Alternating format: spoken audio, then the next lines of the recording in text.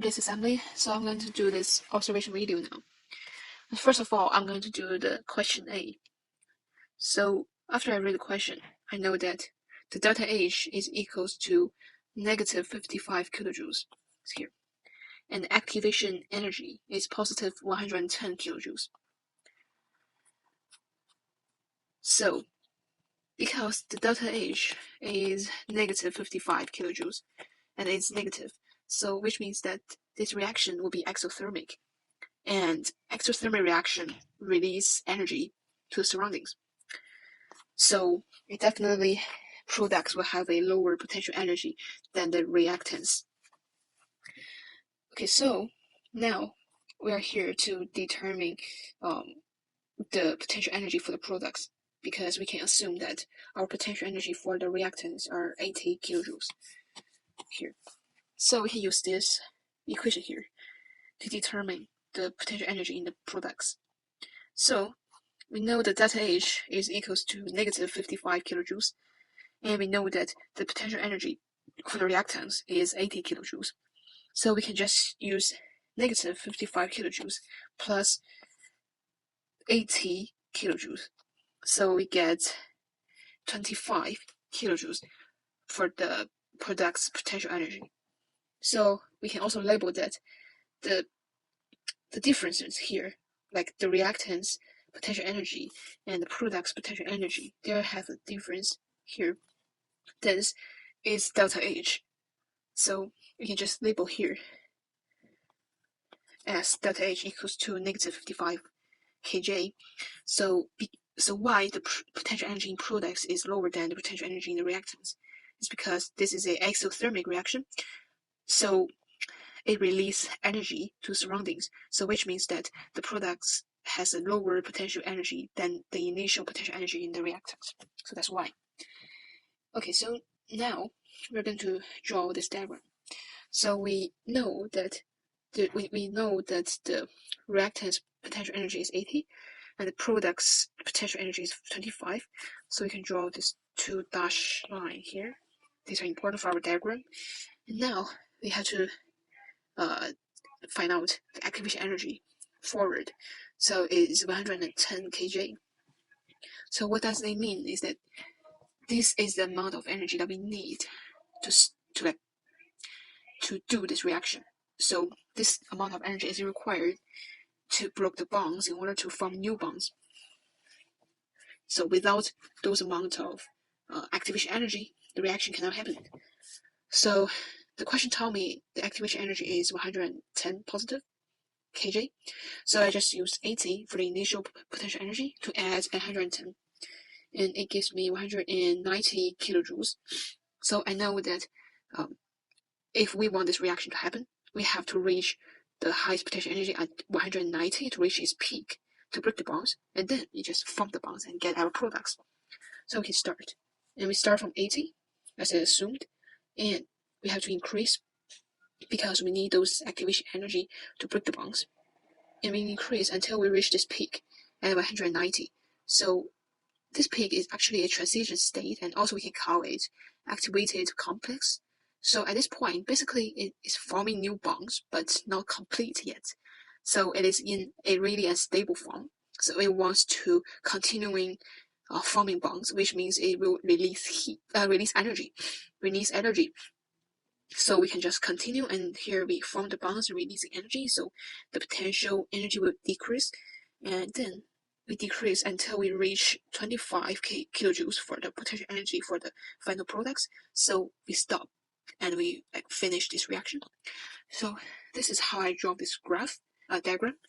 And yeah, so we also had to get the reversed activation energy. So actually the reverse activation energy is we do this reaction backward. So we can treat these products and these reactants like for this is reactants and this is products because it is a forward reaction. If we treat it backward, we have to define this as the reversed reaction and this as the reverse products because we do the reaction backward. Okay, so we have to find out how much energy we need to do this reversed reaction. So, and because we already draw this diagram, so I know that the peak of this diagram is 190. So here it has to reach 190 to break the bonds and to do the reaction. So I just need to find out where is the initial potential energy for the reversed reactant. So I think it's 25. So I just use 190 minus 25. It gives me like 165 kilojoules. So which is this purple arrow here. So here is the activation and reversed that we need for this reversed reaction. Yeah, I think that is for question A. And now we can do the question B. So question B actually gave us a reaction here. And we can see that when this reaction forming the products G, we actually add the energy 100 kilojoules to form the products. So it definitely should be endothermic reaction. And also we can rewrite it as delta H equals to positive 100 kilojoules. So positive means it will be endothermic reaction. So the reaction absorbed energy from the surroundings. And also the question tells me that I have a reversed activation energy, which means that this diagram we should draw it backwards. Okay, so we can assume our reactants here to have an initial potential energy for 40 kilojoules. I think that's reasonable. And then we have to actually calculate the final potential energy for the products G to do the forward reaction. So let me see. So we use this equation as well. We know that H is positive 100 kilojoules, and we know that the potential energy for the reactant is 40. So we just use positive 100 kilojoules and add plus 40 kilojoules. It gives me 140 kilojoules. So we know that the products, if we do the forward reaction, it will end at 140 kilojoules for its potential energy. Okay, and we can also define between this dashed line and this dashed line. So we have a difference, potential energy difference, about 100 kilojoules. So it's the same as the delta H. So we just write delta H equals to positive 100 kilojoules. Yeah. So the question tells me about the reversed activation energy is positive 235 kilojoules. So we have to do this reaction backwards. So we just define these products from the forward reaction to be the reversed reactants. And this will be the reversed products. Okay, so we should start from the potential energy that we calculated. And we have to increase because we need 235 kilojoules activation energy to let this reaction happen and to break the bonds, and enough energy to break the bonds. And how much should we get? And so where can we get the peak? Actually, we can just use 140 to add 235 kilojoules because we need those amount of activation energy reversed to let this reaction happen. And we can just go up. Once we reach this peak, we have enough activation energy, we have enough energy to break the bonds, and this point is the transition state is activated complex. So at this point, the bonds are actually forming, but not complete yet. So it's really, really, really unstable, and it's the highest potential energy in our diagram as well. So we are just continuing forming the bonds and releasing energy, and release energy, release energy. So release. And so the potential energy is decreasing dramatically, you can see here.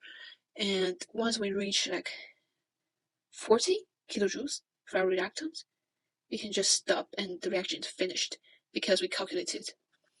Right. So that's how I draw this diagram for this endothermic reaction. And basically, I have to do another thing, is that I have to find out what is the activation energy for the forward reaction. Okay. So basically, we can see that if we come back to our formal reaction, here is our reactants and here is our products G. So how much energy do we need to break the bonds and let this reaction happen? Is that from here, the initial potential energy, to the diagram we draw, which is the highest potential energy that we require to break the bonds to let the energy happen, is here. This point is 375. So we just simply do this dash lines, oh wait, it's not this one, so it's here, dash lines. We just, this arrow will be our activation energy for the forward reaction. Use 375 minus 40. It gives me 335 kilojoules. That's our forward reaction's activation energy. So this symbol is what I said the transition state is called activated complex. Higher, the highest potential energy, and is forming new bonds but not complete, and is really unstable. Right. So the last question is ask me to draw a second curve to show the effect of the catalyst. Okay, so basically catalyst has two major roles to do. The first one is actually increase the purpose of us to use catalyst is to increase the rate of the reaction. So we all know that.